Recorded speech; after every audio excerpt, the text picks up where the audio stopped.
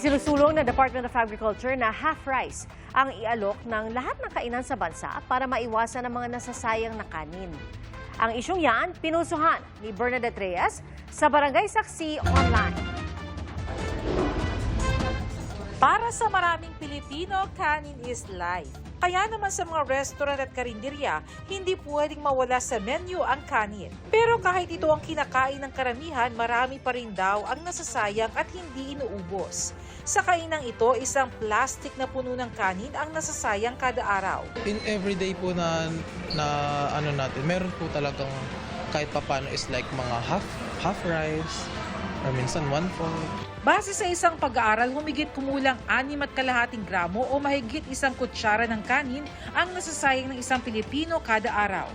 At kapag pinagsama-sama, aabot ito sa 255,000 metric tons na bigas sa buong taon o katumbas ng mahigit 5 milyong sako. Pag pinagsama-sama po natin yon sa lahat ng population during that year, kaya niya magpakain ng 2.79 million Filipinos for a year. Ako po nagagalit ako pag hindi naubos. Sabi ko, pagkakain kayo yung kaya nyo lang ubusin. Para maiwasan ang food wastage, sinusuportahan ng Department of Agriculture ang programang magkaroon ng half price na serving sa mga restaurants at karinderya kagaya nito. Gustong i-revive ni Secretary yung bill na ma-offer yung half price. For example, yung 255,000 metric tons at 43 pesos per kilo, that will translate to about 3.6 billion pesos worth ng bigas annually. So, malaking pondo yun. Ayon sa PhilRice, may 47 local ordinances ngayon kaugnay ng pagbebenta ng half rice sa mga kainan.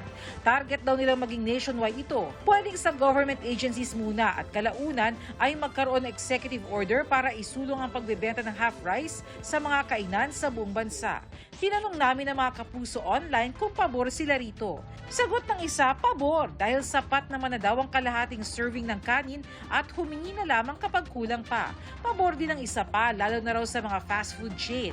Komento naman ng isa pa, presyo ng bigas ang dapat bumaba, hindi ang serving ng kanin. At sagot pa ng isa, ang dapat iangat ay ang buhay ng mga magsasaka.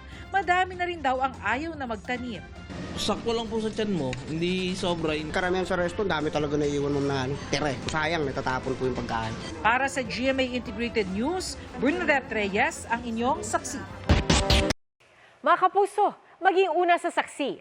Mag-subscribe sa GMA Integrated News sa YouTube para sa iba't ibang balita.